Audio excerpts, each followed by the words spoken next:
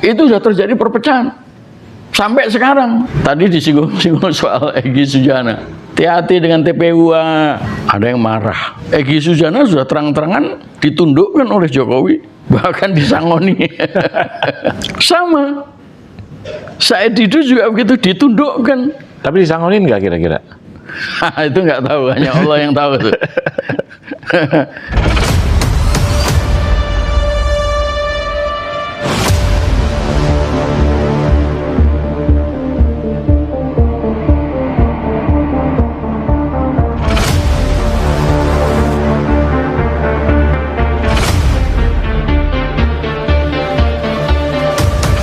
Saya melihat Pak Bintang ini kan sebagai aktivis itu dari tahun 85.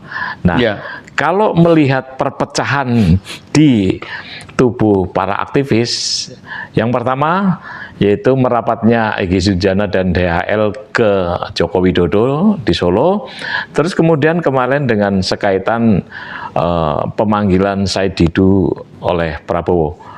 Sebagai seorang aktivis, bagaimana melihatnya?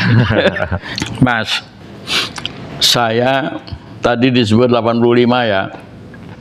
Saya itu pulang dari Amerika membawa doktor saya. Itu Desember 84. Januari 85, kira-kira sebulan 2 bulan lah ya. Saya itu sudah mengkritisi APBN 85. Saya terus terang kaget, kok Indonesia itu utang terus dari luar negeri. Saya berangkat tahun 77. Tapi ada kemudian pulang sebentar di Indonesia untuk mencari data ya. Jadi saya sudah mengalami peristiwa IGGI, di mana Indonesia itu tiap tahun minimal 5 miliar dolar pinjem. Nah saya pulang 85, 84, kok masih ngutang tambah besar. Jadi saya mengkritisi. Saya menolak pikiran Pak Harto dan para teknokrat pada waktu itu, Pak Wijoyo, Ali Wardana, Emil Salim, dan lain-lain. Udah hentikanlah utang-utang itu. Utang-utang yang kemarin kan mestinya sudah dipakai untuk membangun. Jadi kita itu sudah harus bisa membangun yang bisa menghasilkan dolar. Nah, saya mengatakan perlu adanya format ekonomi baru. Pak Harto marah. Itu wartawan dipanggil sama Pak Harto. Ini siapa ini Sri Bintang? Nah, sejak itulah, sejak 85 itu, saya itu diincar. Saya sempat juga dipanggil sama Prabowo. Oh iya, saya sempat dipanggil sama Prabowo. Kenapa kamu membenci Pak Harto? Kurang lebih begitu. Yang dikirim itu Prabowo-nya bukan dia yang manggil, tapi dia nggak datang. Yang dikirim itu Aditya Warman sama Kiflan Zen. Dan saya meminta pertemuannya itu di tempatnya Pak Nasution, Jenderal Nasution. Tetapi Kiflan Zen nggak datang. Jadi yang ngajak ngomong, menginterogasi saya itu Aditya Warman itu. Dia udah meninggal dia. Ada satu lagi namanya, lupa saya, orang Padang juga, orang Minang juga. Nah, jadi saya udah diincar. Sehingga ketika saya ke Jerman tahun 95, ya 10 tahun kemudian, pulang-pulang saya dituduh melakukan makar. Meskipun kemudian tidak terbukti, dialihkan menjadi menghina presiden dengan menyebut Pak Harto sebagai diktator. Ya. Yang membela saya siapa? Yang membela saya adalah Adnan Buyung Nasution, Muhammad Assegaf, Luhut Pangaribuan, Dan lain-lain aktivis yang jumlahnya kira-kira 20 orang. Termasuk Bambang Wijoyanto, Teten Mas Duki, Munir, Hendardi, Johnson Panjaitan. Nah, 95, muncullah Amin Rais yang juga mau menggulingkan Pak Harto.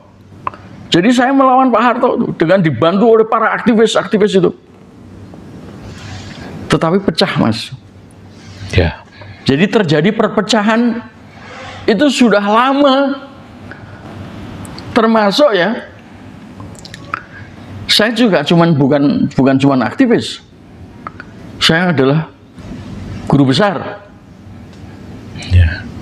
Saya adalah pengajar sampai 23 kemarin, 52 tahun saya mengajar di UI. Siapa yang bersama saya? Nggak ada. Siapa yang turun ke jalan, ke pengadilan, membantu saya? Nggak ada.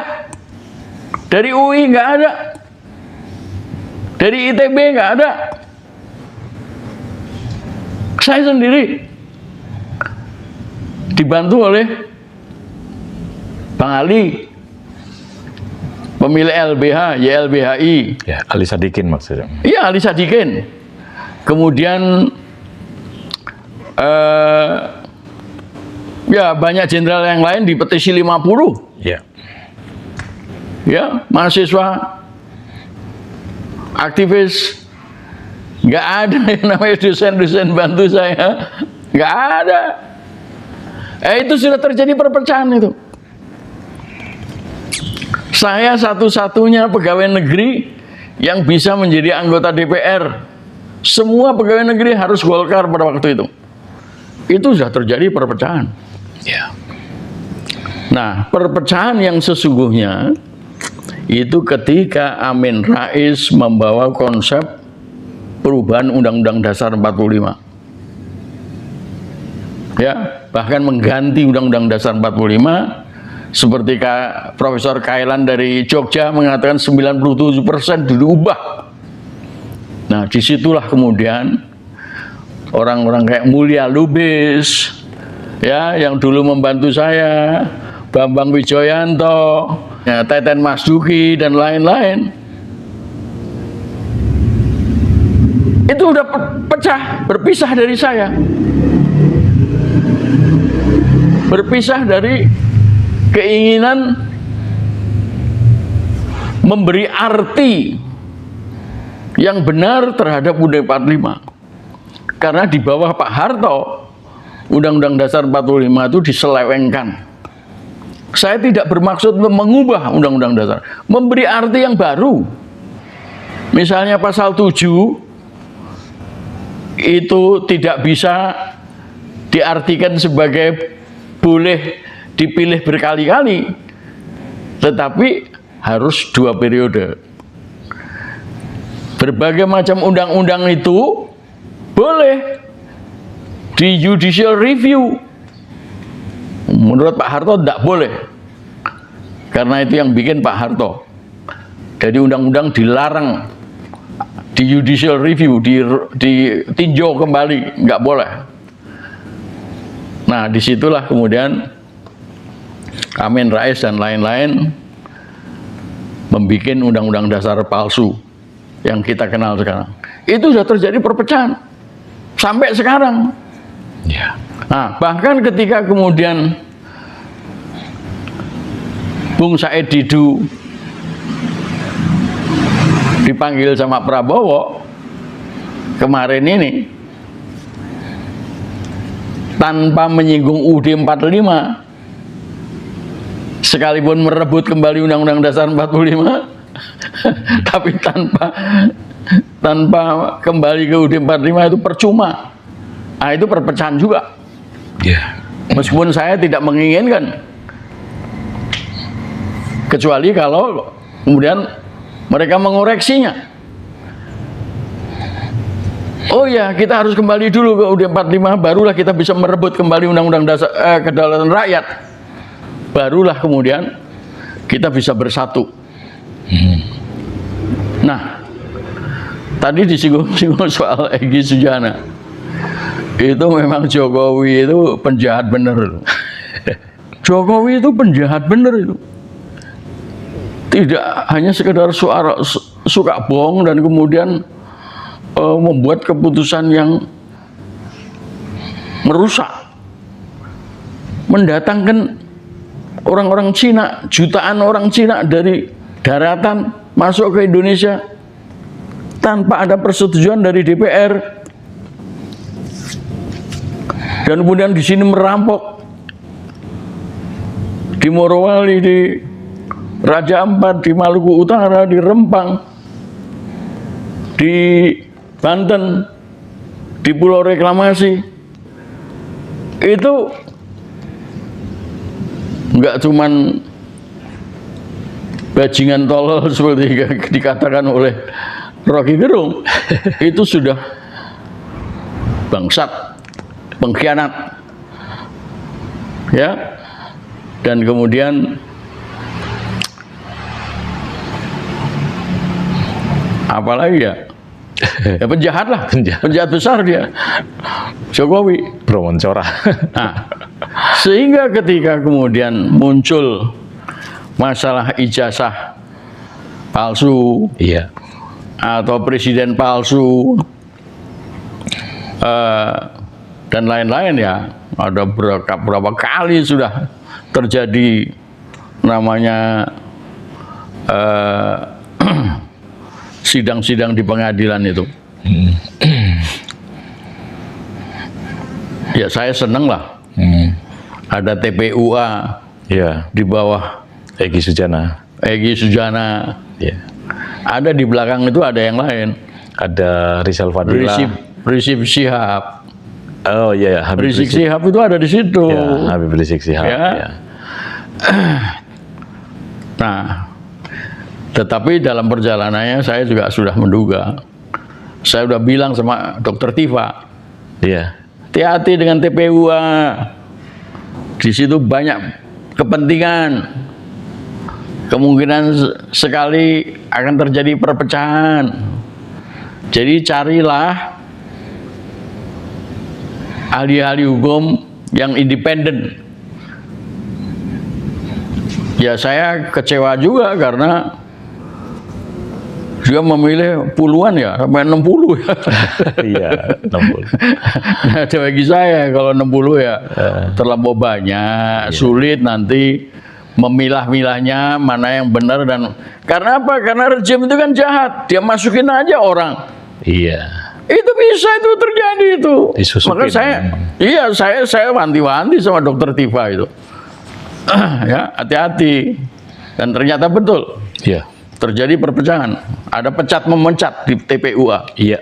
Sebelum Egy Sujana sowan ke Jokowi. Tetapi sebulan atau sebulan lebih sebelumnya saya sudah mendengar itu. Saya sudah mendengar. Di Guntur 49 kita sudah bicarakan. Egy Sujana bersama THR. Harida Melubis sudah merapat ke Jokowi. Itu sebulan sebelumnya saya sudah mendengar. Sudah menjadi perbincangan dari kita. Nah, orang bercerita bahwa sebulan sebelum Egy Sujana dan Harida Melubis itu ke sana, ke Solo, ketemu sama Jokowi, konon yang terjadi adalah Jokowi yang sudah mengontak agar mereka datang ke Solo. Oh, berarti diundang. Diundang. Sedang yang saya dengar adalah mereka sudah mulai merapat. Iya. Dan ternyata baru ya tanggal kemarin itu, waktu mereka ke Solo, ketemu konon Egy Sujana tidak mengatakan minta maaf, ya. Egy Sujana masih tetap menganggap bahwa ijazahnya tetap palsu, ya kan? Iya. Tetapi mereka berdamai. Iya. Yang terjadi adalah itu, ya. Iya. Artinya saya tidak mengabaikan keterangan dari Egy Sujana, iya. ya, bahwa itu tadi mereka tidak minta maaf, tidak. Apalagi ada isu yang sekaitan dengan penerimaan uang gitu ya. Oh ya tentang itu hanya Allah yang tahu lah ya. Iya. Ya. Tetapi yang jelas sampai di bandara itu masih pakai kursi roda. Sampai di Malaysia sudah pakai mobil mewah, Iya. ya, VW mewah ya. Ya VW. Iya VW ya. Nah sejauh ini kita nggak mendengar dari Hari Damai Lubis ya. Iya, damai hari. Nah, ini patut dibaca, Iya. ya, bahwa ada semacam undangan, Iya. meskipun sebulan kemudian baru datang. Iya. Nah ini undangan kepada Said Didu itu Ya. segera direspon. Segera direspon ya. Hari itu juga ya? Iya. Hari itu juga? Berselang 1 hari kalau nggak salah. Oh, berselang 1 hari? Iya. Ya pokoknya cepat ya. Responnya cepat ya. Tidak usah menunggu 1 bulan. Ya Iya. cepat ya. Bahkan banyak yang mengatakan wah keren ini. Diundang sama Prabowo, keren ini. Ya kan? Ada satu yang terlupa gitu, waktu Egy sama Hari Damai Lubis di Solo itu ya, pelok-pelokan, Oh iya. ya kan? Iya. Nah, pelok-pelokan bahkan difoto. Iya. Tapi itu dibantah katanya nggak ada katanya. Katanya nggak Ya, ada. sempat Ya. ada yang membantah itu. Ya, tapi fotonya beredar ya. Iya, Ya, betul. fotonya beredar. Nah, jadi tentang Said Didu ini saya kira ya ketemu Prabowo. kemudian berdialog, pamitan, berpelokan, selesai. Bahkan saya mendengar ya, kan sebelumnya kan Bung Said Didu itu bertemu dengan 50-an tokoh, ya kan? Betul. Ya artinya yang mendukung gerakan merebut kembali kedaulatan rakyat itu pernah dihadirkan 50 ya. Iya. Meskipun sebetulnya yang mendukung banyak ya, termasuk saya juga mendukung, Iya. ya kan?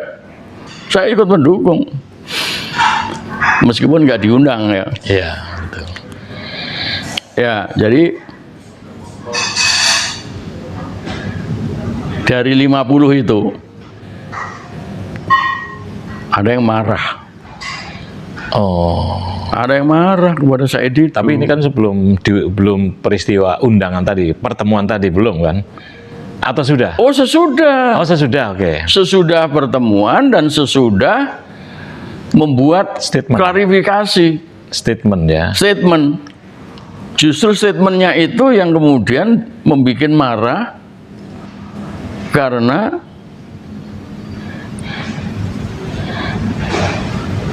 tidak diomongin dulu Dengan kawan-kawan. dengan kawan-kawan.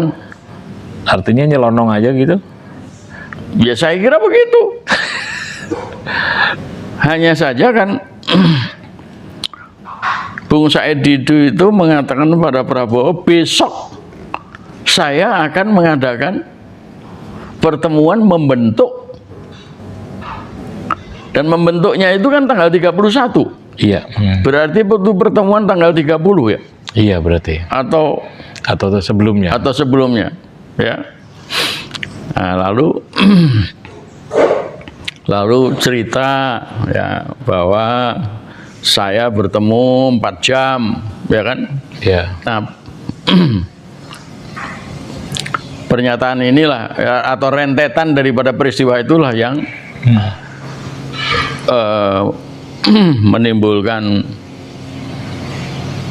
ketidaksetujuan dari satu atau beberapa orang. Iya. Ya, yang mengatakan bahwa kasarannya kalau bahasa kita ya, Said Didu nyelonong sendiri. Iya kan? Iya. Nah, kalau dari saya, Iya. nggak jadi soal bagi saya. Yang penting bagi saya adalah Said Didu di dalam pertemuannya dengan Prabowo tidak menuntut supaya Jokowi diadili sebagaimana sebelumnya banyak komentar itu. Iya. Ya kan? Iya, betul. Itu satu. Kedua, tidak bicara mengenai kembali ke UUD 45. Jadi percuma dong kalau gitu. Ya percuma, bagi saya percuma. Oke. Ya, kecuali kalau kemudian dikoreksi. Oke. Yang merebut kedaulatan rakyat itu, yang mengambil kedaulatan rakyat itu adalah Jokowi. Rejim Jokowi dan rejim SBY, rejim UUD palsu lah ya. Iya. Termasuk Prabowo sendiri. Yang mengundang Said Didu. Iya, termasuk. Enggak cuman yang ngundang-ngundang. Ini oligarki nggak diapa-apain itu. Iya, nggak disinggung ya. Jokowi nggak disinggung ya. Kita sudah terangkan tadi kenapa nggak. Ini oligarki nggak diapa-apain. Iya. Pembangunan PIK ya, IKN malah didukung. Oh. Ya kan? Kemudian saya sudah bicara beberapa kali soal ini, yaitu pembangunan Pulau Reklamasi Jakarta Utara itu. Iya. Itu awalnya Anies Baswedan disuruh sama Prabowo. Anies Baswedan itu gubernur dipanggil Prabowo entah di rumah yang mana. Di situ sudah ada aguan perwakilan dari Agung Sedayu. Iya. Dan perwakilan dari Agung Podomoro. Iya. Pulau C dan Pulau D. Iya. Itu Anies Baswedan diminta untuk memberikan izin kepada mereka oleh Prabowo di rumah Prabowo. Ya, jadi oligarki itu mendapat perlindungan dari Prabowo. Iya. Tapi disetujui nama Pak Anies. Kenapa? Disetujui nama Anies. Loh, masih ada di Google. Bukan, artinya permintaan dari Prabowo kepada Anies tadi untuk tidak mengutak-atik reklamasi itu disetujui. Bukan untuk mengotak-atik. Oh, jadi? Untuk memberikan izin. Oh, tapi kan dicabut kemarin waktu zamannya Anies. Mana ada dicabut. Anies mengatakan sudah terlanjur. Kalau pulau itu harus dihancurkan, itu akan tambah merusak lingkungan. Ya, itu tepung.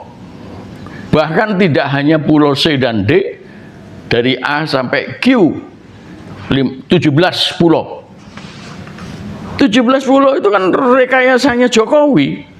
Sampai sekarang masih berjalan itu emang. Wah, bukan masih berjalan, sudah megah dengan Iya, pencakar langit. Iya. Itu Jokowi itu. Ya. Dan Prabowo. Kalau kembali ke soal perpecahan tadi, Pak Bintang, dua kubu ini ya, kubunya Egy Sujana dan kubunya Said Didu, kalau dalam dunia aktivis, Pak Bintang membacanya ada sinyal apa? Jadi ya, yang namanya rejim itu berusaha menundukkan siapapun yang melakukan kritik. Jadi Egy Sujana sudah terang-terangan ditundukkan oleh Jokowi, iya kan? Iya. Bahkan disangoni. Masih terbantahkan itu. Iya, iya. Tapi mobil itu Mobil VW yang di Sumatera itu Di Malaysia. di Malaysia ya. Ya. Nah, jadi sama Said Didu juga begitu ditundukkan. Tapi disangonin nggak kira-kira? Itu nggak tahu, hanya Allah yang tahu tuh. Nah, kenapa Said Didu dipanggil? Karena dia mengadakan pertemuan dengan 50 orang itu. Oh, sebelumnya itu ya? Iya. Pertemuan dengan 50 orang itu. Dan dugaan saya ya 50 orang itu di dalamnya ada jenderal. Ya, memang Meskipun purnawirawan ya. banyak memang kemarin Iya, ada undang. iya kan? Ya, banyak 50 itu banyak ya. Iya. Termasuk si siapa namanya? Ya siapalah ya. Iya. Dan siapa yang disuruh memanggil Said itu? Siapa itu? Zeki Anwar Makarim, Oh, jenderal jenderal. intelijen zaman Soeharto. Konon Zaki Makarim ini, oh saya nggak tahu apakah pakai Anwar apa enggak ya. Zaki Makarim yang pakai Anwar itu kakaknya Nono Anwar Makarim, Oh, bapaknya Nadiem Makarim. Nadiem Makarim, iya. Ya, kalau Zaki Makarim itu konon waktu saya bentrok sama Pak Harto itu, dialah yang diperintahkan untuk menangkap saya. Masih berkaitan juga. Iya. Ada wartawan senior yang mengatakan begitu. Nah, jadi Egy Sujana yang selama ini kontra sama Jokowi dipanggil, tapi sebulan kemudian baru dijawab. Iya. Nah, Said Didu menggalang 50 orang Tokoh. pendukungnya, tokoh-tokoh ya, pendukungnya untuk merebut kembali undang-undang kedaulatan rakyat.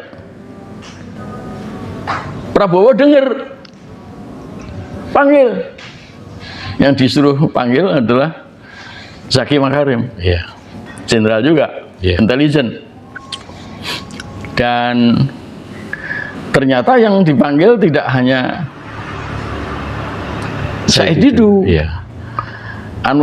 si Zaki Makarim juga datang. Iya.